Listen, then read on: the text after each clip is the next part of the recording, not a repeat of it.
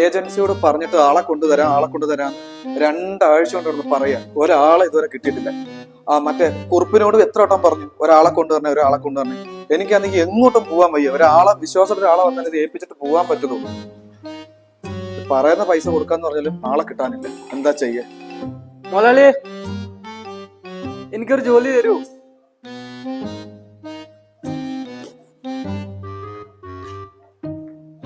ഇവിടെ ജോലിയുണ്ട്.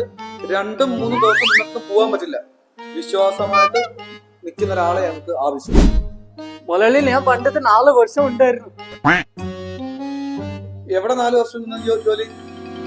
മുതലാളി, ഞാൻ ജയിലിലുണ്ടായിരുന്നു. ജയിലില്ല? ജയിലിൽ നിനക്ക് എന്താ പണി? ഇതുപോലത്തെ മുതലാളിയുടെ ദേഷ്യം കാണിച്ചിട്ടുണ്ടായിരുന്നു. അപ്പൊ തട്ടി. എന്റെ പൊന്നു മോനെ, ഇവിടുത്തെ ചെറിയ ചെറിയ പണികള് എനിക്ക് ചെയ്യാന്നുള്ളതേ ഉള്ളൂ. പോയേ പോ, വന്ന വഴി തന്നെ പോ. എന്റെ ദൈവമേ, ഉള്ള നല്ല ജീവനും പോയി.